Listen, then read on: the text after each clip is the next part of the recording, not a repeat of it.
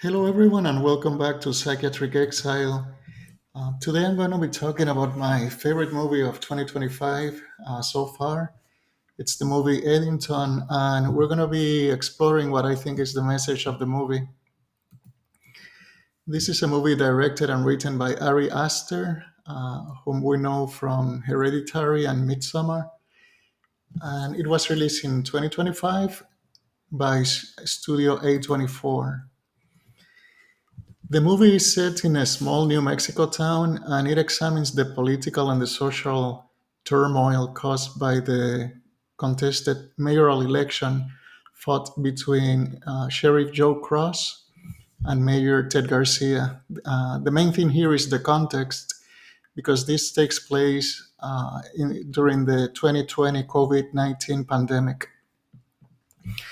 And what I think Aster is doing here is taking a critical look at both extreme sides of the political spectrum. I think this is why the movie wasn't so popular. A lot of people got pretty polarized at the time, and I think most of us can see a little bit of ourselves in some of these characters. I mean, the time between the start of the pandemic and the next 12 months after that, at least, was a pretty hectic time. We had the pandemic, the mandates, the murder of George Floyd, the protests, and I mean, if we stretch it, it doesn't appear in the movie, but if we stretch it a little bit further, we get to the January the 6th Capitol riots. And there was a generalized atmosphere of frustration and paranoia at the time, which I think the movie captures well. And one of the things we see throughout the movie was the role of social media. I think this takes place in two different forms. The first one in the form of engagement. Social media is very present throughout the movie. We see the different characters interacting with it, creating content for it, and we see some of the consequences of that type of interaction. And we know one of the goals of social media is to create your profile based on your interactions with the application. And that allows for more personalized content, which in turn increases your time spent in the application. The ultimate goal, of course, is first of all for you to spend more time to be exposed to more and more personalized ads and and to access your personal information, which is then sold to other corporations. Now, this is all based on decades of research on the fields of social psychology and marketing. These people know what they're doing, and we are not trained to really counteract these influences. And that makes us very easy to manipulate without even realizing what's taking place, maybe until it's too late. And we're not that hard to manipulate. Like I said, they know what they're doing. This is all research based, decades and decades of accumulated knowledge in these fields of social psychology and marketing. And in groups, we are even easier to manipulate. So if you can get people to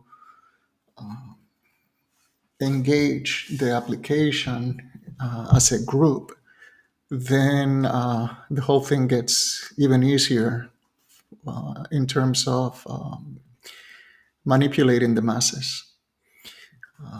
This manipulation appeals to fast processing cognitive of resources that bypass the slower cortical thinking required for critical assessment of information, So what they are triggering is an emotional reaction, and you react before you know.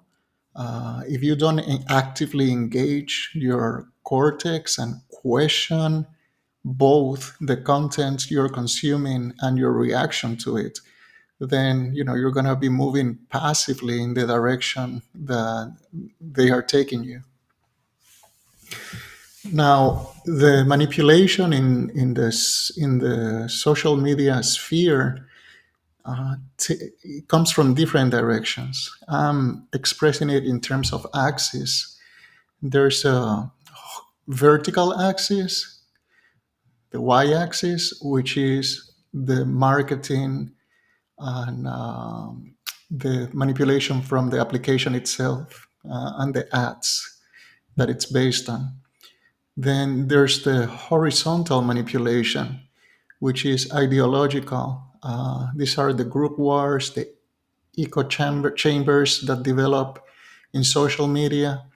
And then there's a transversal axis, the z axis here, which has no ideology or no goal other than increasing its own wealth and power.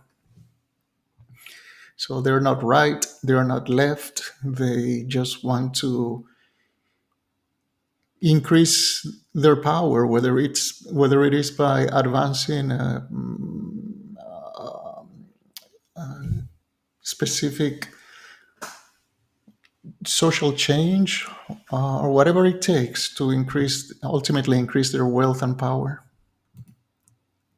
So let's go one axis at a time. First, we're going to talk about the horizontal axis. So let's say you have the extreme left and you have the extreme right. And we used to think of them as, usually we think of them as very different. Uh, and I would argue that only the content, the ideological content is different. But the psychological processes taking place in both extremes are the same.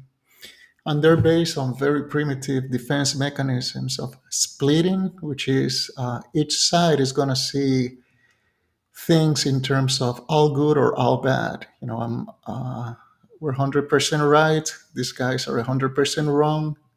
We are 100% good, and these guys are 100% evil, and vice versa. Projection, which is seeing your own shortcomings and defects on the other side, and that goes both ways. And these very primitive defense mechanisms lead to intolerance, impatience, emotional behavior. Again, going back to the fast processing cognitive structures that don't give you much time to react or reflect. These are structures. These are the first structures that evolved in the brain. They're very powerful, and once they hijack your brain, it's not impossible, but it's very hard to go back. So ideally you would react before these fast emotional cognitive processes hijack your brain. These are reactions that evolved to help us survive. Identify the enemy, react emotionally, react fast, so you can escape or fight a threat. And they're not serving that purpose anymore. They're being used to divide us, and we're falling into that trap because we don't see it as such. We don't realize that what's taking place is this hijacking of the brain by processes that are not fulfilling their purpose anymore. In fact, they're being maladjusted, or they're leading to maladjusted behaviors.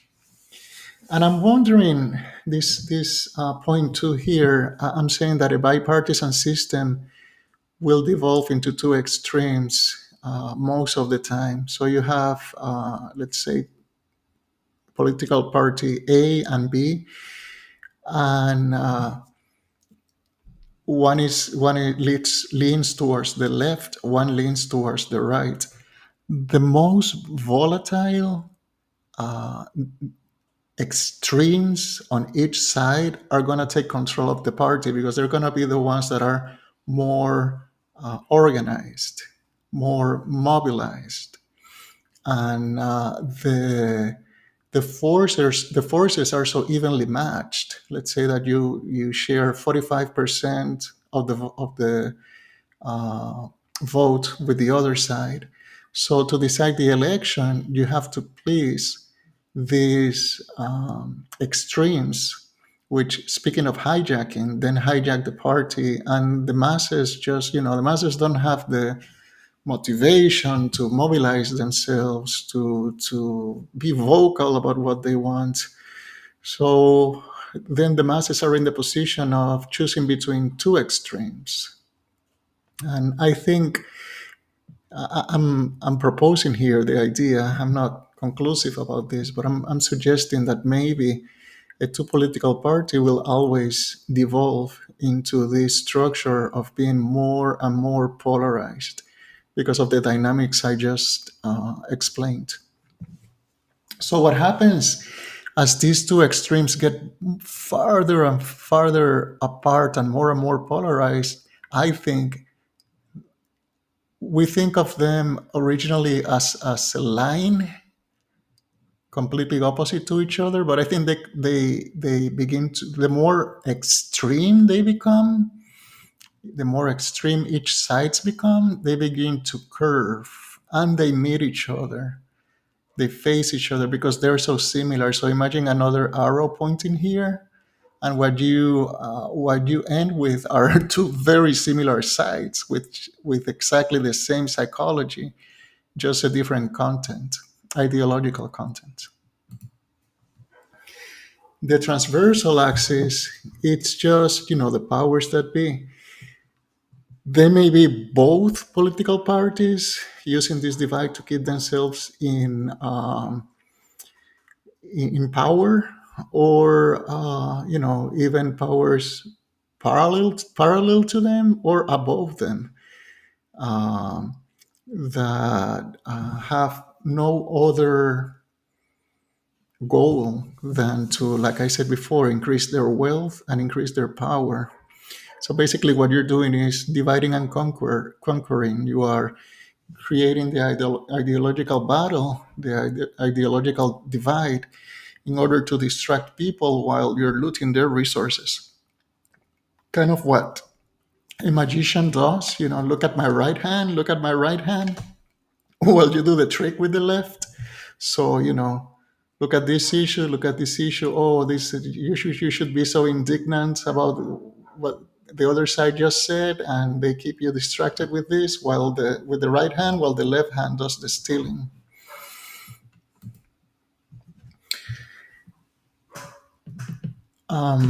So, in the movie, we see the vertical axis, like I said, is omnipresent throughout the movie. It's everywhere, pretty much all the time, whether the people are consuming content or creating it.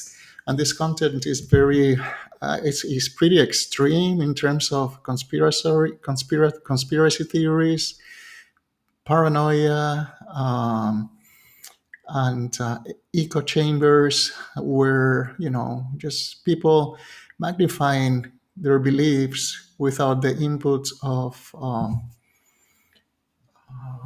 other people that think differently. And then the horizontal axis is represented here by the sheriff Joe Cross and the mayor. And like I say, they're more similar than they will ever care to admit. Both sides are shown to be progressively and gradually radicalized and encapsulated. They cannot talk to each other. They can talk to each other, but they cannot communicate. They're both playing the same game of division. They have both fallen into the same game of division. And I think what happens with this polarization is that, like, kind of what kind of like what I was explaining before. You have the true believer. I'm calling them the hardcore population. These are the true believers. These people, you cannot change their mind. Like I said, the defense mechanisms they use are very primitive. Emotional resources have taken control of their brain. There's no turning back for them. You cannot engage them. I don't think they should be the goal of education and change. At least not the first goal. I guess you deal with that with them later. And then you have the soft core. This is the majority of the population, which is closer to the center in terms of ideological beliefs. They may follow the hardcore either because of lack of options. You think you have only two options to vote for: option A, option B. So that's circumstantial, and it can be reversible. They're just following the lead. We see some characters. There's even a character in the movie where he starts in one extreme of the political spectrum, and then he ends up in the opposite extreme of the political spectrum. He's obviously not hardcore, not a true believer. His issues are, like we see in a lot of these characters, he's dealing with his own psychology through mass movements.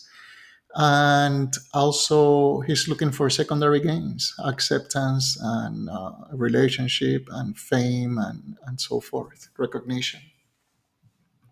So we have the vertical and horizontal axis, and then we have the transversal axis in the movie, which is represented by the data center. This is going to get built no matter what. No matter what happens, there's no stopping it.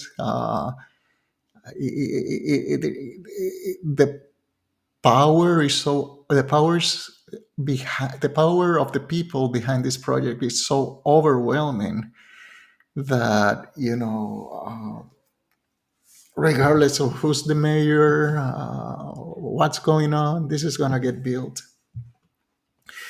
So the transversal axis is the one that furthers the division, not because it believes in the left or the right, or because it wants either side to win. It just wants the division to persist, for people to be at each other's throats. And in the meantime, they're just building their data center. While this is all taking place, we see different elements, different characters in the movie representing different elements who are marginalized. First, we start with Louise. She's the wife. She dated the sheriff, Ted Garcia, and then she married Joe Cross. And she was the victim of sexual abuse by her father. And her father is like enshrined in the. First of all, he's literally enshrined in the family house, and he's enshrined in the local lore like this true American hero who is beyond reproach, and you should not dare even say something bad about him. So there's no option or opportunity of discussing the trauma. And she's been dealing with this since dating the mayor. He said that she was awkward. She didn't want to be touched. After they stopped dating, she was pregnant. So she became pregnant by her father. And this led to her having an abortion. But this is projected by the people around her to have been a problem caused by Ted Garcia, the mayor. They don't, the road to even considering that this was done by her father is blocked. They don't want to even consider that option. So they just, again, they project the actions on their political rivals. And then we have the homeless guy who is suffering in front of everybody, and people are here kneeling for a cause and doing protests for a cause. And then there's this guy right in front of them, right there, suffering in need of help, and it's ignored by everybody. uh, they're directing their energy and resources towards more visible and fashionable causes, but they're missing the opportunity to do something truly good in their own community right then and there. I think that's key. It's a key message of the movie. And then we have the Pueblo tribe official who, throughout the movie, is in look of agency, but is bypassed all the time and eventually eliminated. In fact, all three of these characters disappear by the end of the movie in different forms. Two of them killed, and one of them, Luis, ran away with a cult leader. And then we get to the turning point of the movie. This sequence literally gave me the chills. I got goosebumps when I was watching the movie, and it's what mainly motivated to make this video. Um, is when the plane appears with the mercenaries on board. I mean, look at this image right here. Almost look like an emoji. I think this image is so surreal too. Like, I think this is where the movie opens itself to, and maybe you can do it even before this sequence, but definitely by now, definitely by this point, the movie opens itself to two possible interpretations. One is subjective, which is the one I'm going to be following up on, and the other one is subjective, like this is not really happening. And this is all the what we see in the movie is what appears to be happening in the psyche of one of its character. I prefer the objective. Both are valid, but I prefer the objective interpretation because I prefer the movie. I prefer to see the movie in terms of the interactions between the characters, in terms of instead of being the result of just the mind of one character. So kind of the sociology of what's going on instead of the psychology, the individual psychology of what's going on. Now, the plane has this symbol is a hand grabbing the world. Like what this represents again is the transversal axis. Probably the data center is behind bringing these mercenaries to town. There's other possible explanations, but this makes the most sense to me. Now, again, is this really taking place? Like in the real world, would they be so obvious as to use this symbol, or is this the director's way of letting us know that either A, hey, I want you to know what's going on here without a doubt, or B, this is a cartoonish image that is actually taking place in the mind of Joe Cross and not in the real physical world. So, in this movie, in this setting, at this time, the transversal axis, the powers that be, the powers that just want to increase their own standing and wealth, are making its decisive move by bringing in mercenaries posing as Antifa. In a different setting, they may bring mercenaries posing as the extreme right. The goal is to steer the pot.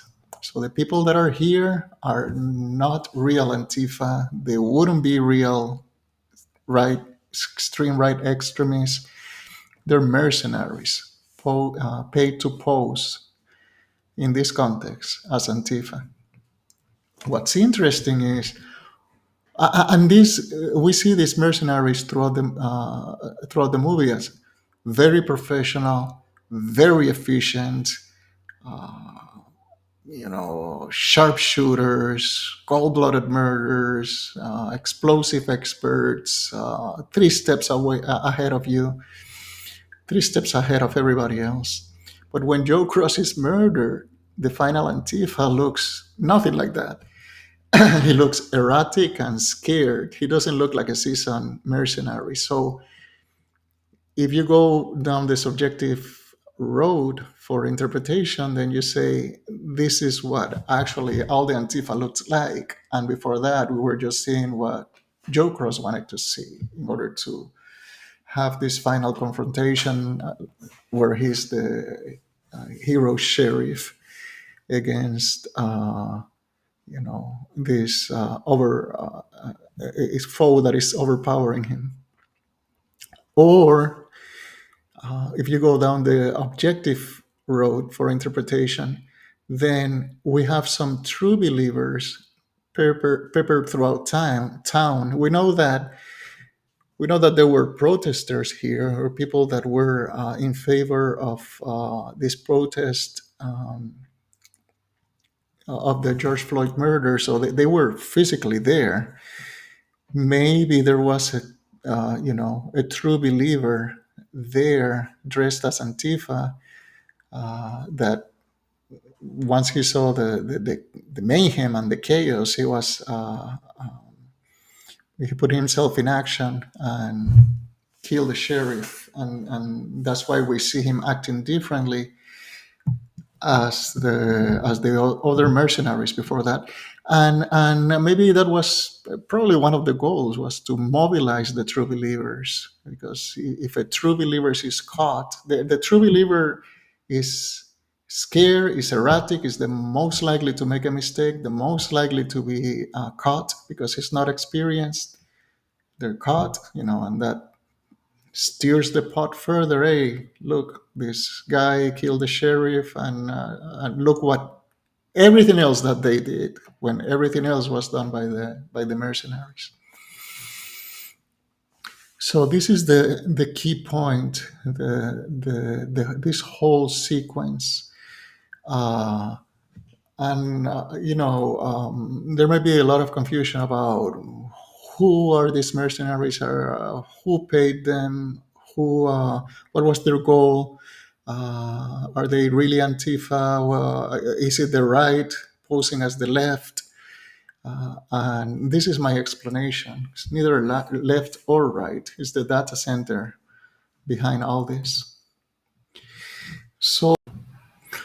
So to finalize, I'm going to go over 4 quotes, which I think are relevant to the message of the movie, and hopefully will give you, will help you defend yourselves against all these negative and destructive influences. The vertical axis, social media; the horizontal axis, polarized groups; and the transversal axis, the nihilistic forces that only want to increase their own power. The first quote comes from a short story by Tolstoy. It's called The Three Questions. This is about a king that wanted to know the answer to 3 questions. The first one was, what is the most important time in your life? The second one was, what is the most important thing to do in your life? And the third one is, who is the most important person in the world, or the most important person in your life? He heard that there was a wise hermit that may help him answer this question. So he goes, and in the resolution of the story, I'm not going to go over the details. I invite you to read it. It's very much worth it. In the resolution of the story, he learns, after the things that the hermit puts him through, he learns that the most important time is now. Now, as we go over these answers, think of Luis and think of the homeless guy in the movie. The most important time is now. The most important person is always the person that you're with. If you're with your wife, that in the now, who is with you in the now? The most important thing is to do that person good. See, so in the case of Luis, people were not doing what was right for her. They were using her suffering to make their own hate for the other side stronger. And all the people that were protesting and kneeling on the ground and shouting with a lot of anger and emotion about fairness and justice had a homeless guy right in front of them, suffering in need, and they ignored him. The right thing to do would have been to help that person to think of what he needed and then to do him good accordingly instead of wanting to be a hero, a warrior, change the world. Start with changing yourself and make doing good to the people around you. This connects to the last quote we're going to see in a moment. The second quote comes from Dostoevsky in also a short story called The Dream of a Ridiculous Man. He says, "The consciousness of life is higher than life. The knowledge of the loss of happiness is higher than happiness. This, this is exactly what one must contend against." So if you're following a cause that tells you they have the answers, but that answer is coming at the expense of suffering, creating suffering and division and death and destruction, your cause cannot be above all that. The goal is happiness itself and harmony and fairness. How can you create that on a foundation of death and destruction? And then the final two. Let me start actually. Let me start with Young first. He says the group always has a lower intelligence than its lowest member. So let's say that you have a group of 100 people and the lowest member has an IQ of 60, then the group's intelligence is going to be in the 50s. We are very easy to manipulate in groups. You have to be very careful about joining X or Y movement. And then the final quote comes from Tolkien via Gandalf when he said, "Saruman believes it is only great power that can hold evil in check. But that is not what I have found. What I found is that it is the small everyday deeds of ordinary folk that keep the darkness at bay, small acts of kindness and love." So again, going back to the homeless guy, to Luis, to even to the officer from the Pueblo tribe, we have all these people in the movie joining all these self-righteous causes and movements on both extreme sides of the political spectrum, yelling, kneeling, doing campaigns for mayor, but they were not doing the basic thing of being honest and kind and fair to each other. What's the point? If your movement only creates friction and tension and death and destruction and intolerance, what's the point? By then, haven't you lost your way? You know? Um, I'm going to say one last thing. I didn't have it here in my presentation, but if you, I think to divide us is unpatriotic. I've lived in 3 different countries, and in every country, the game is the same: create division on an artificial issue and then rule the people. If you see that an ideology is divisive, that it leads to breaking up the country further into sides,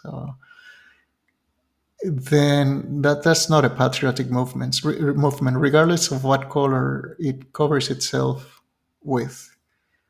It's unpatriotic. So that's what I had to say about this movie. It really moved me. Like I said, it gave me the chills and the goosebumps more than once. And I'm interested in knowing what you guys thought about the movie and about the things that I share here on the video. As usual, thank you for your time, and I'll see you guys next time.